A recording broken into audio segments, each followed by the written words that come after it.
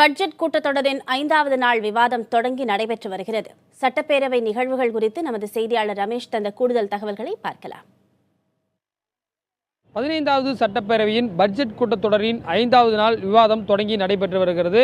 முன்னதாக நேற்றைக்கு கொண்டு வரப்பட்ட 2 சட்ட திருத்த மசோதாக்கள், ஏற்கனவே அந்த டாஸ்மார்க் மதுபான விலையை 5% உயர்த்திக் கொள்வதற்கான அந்த மதிப்பு கூட்டு வரியை உயர்த்துவதற்கான அந்த மசோதாவும், அதனைத் தொடர்ந்து ஏற்கனவே பெட்ரோல் டீசலுக்கு மதிப்பு கூட்டு வரியை உயர்த்துவதற்கான அந்த மசோதா நேற்று தாக்கல் செய்யப்பட்டிருக்கிறது. அவைகளெல்லாம் நிறைவேற்றப்பட இருக்கின்றன. அது மட்டுமில்லாமல் தமிழக அரசுடைய நிதிநிலை, கிட்டத்தட்ட 16-17ஆம் ஆண்டினுடைய அந்த நிதி பற்றாக்குறை என்பது 3% தாண்டிவிட்டது. குறிப்பாக 4% தாண்டிவிட்டது. இந்த அடிப்படையில் 3%க்குள் தான் இருக்க வேண்டும். இது 4% ஆகிவிட்டதால் மத்திய அரசுடைய அனுமதியோடு சட்டத்திருத்த முன்வடிவை நிதியமைச்சர் ஜெயக்குமார் இன்றைக்கு தாக்கல் செய்ய இருக்கிறார்.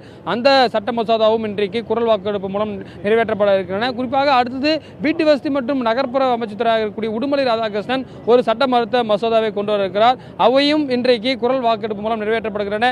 இன்றைக்கு பொறுத்தவரை பார்க்கும்பொழுது பல சட்ட திருத்தங்கள் இன்றைக்கு சட்டமாக மாற இருக்கின்றன. அது மட்டுமில்லாமல் இறுதியாக குறிப்பாக இந்த நிதிநிலை அறிக்கை மீது எதிர்க்கட்சி தலைவர் ஸ்டாலினுடைய உரையும், அதனைத் தொடர்ந்து நிதியமைச்சர் ஜெயக்குமாருடைய பதிலுரையும் இருக்கும் என்று எதிர்பார்க்கப்படுகிறது. புதிய தலைமுறைக்காக ஒளிப்பதிவாளர் சதீஷ்குமாருடன் ரமேஷ்.